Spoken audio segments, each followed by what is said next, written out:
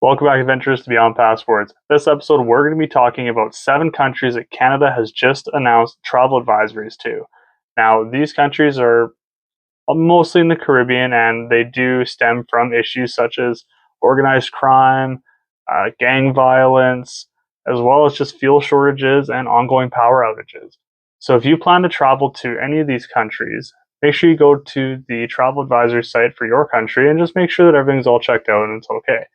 Now, in Canada, they're listed under 4 different categories. Green is take normal security precautions. Yellow is exercise a high degree of caution. Orange is avoid non-essential travel. And red is avoid all travel.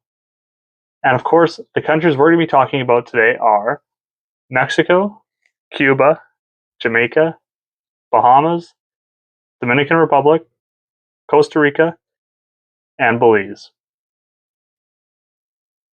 Now, if you've been to any of these countries, you know that when you go there, it's very relaxing. You get to sit on a beach, have some pina coladas, mai tais, whatever you want, and you just relax. But now, with the state of some countries, such as Mexico, you do have the Sinaloa cartel, but not everywhere is bad. You do have some places that are listed as non-essential travel is to be avoided, which is the orange. And that's typically where the cartel is the highest, or they have the federales. But then again, they have a lot of places with yellow where you just exercise a high degree of caution. So you don't have to avoid these places. You just have to, keep your wits about you and don't fall for, the dangerous little traps. Other countries are as simple as just Cuba. And that's because they're having ongoing fuel shortages and power outages. Their infrastructure is not able to keep up with what the country's demanding.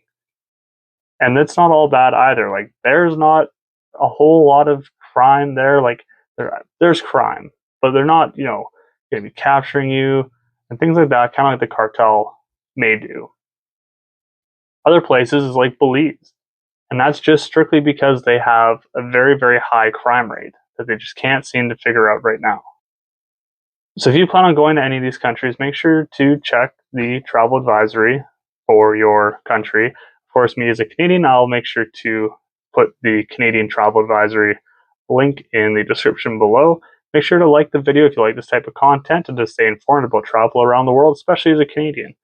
Make sure you comment if you've been to any of these countries and if you loved it.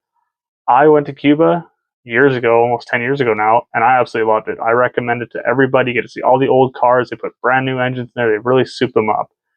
We just went to Mexico in August, so like 7 months ago, and it was fantastic. We went down to the end of the Baja, and it was spectacular. Like, we had no issues. There's no federales down there. They kind of kicked them out of the entire peninsula, and it was amazing. We did a cruise and we were supposed to go to Belize, but due to weather, we weren't allowed to dock. But I talked to people that had been to Belize, and they had no issues as long as you stay within, the tourist areas where you dock off the cruise ship, and you just stay within the area. Typically, the crime is fairly well sorted out in those areas, and it doesn't really affect the average traveler. But make sure you subscribe so you don't miss any other type of content on this channel that you may find interesting. As always, stay adventurous.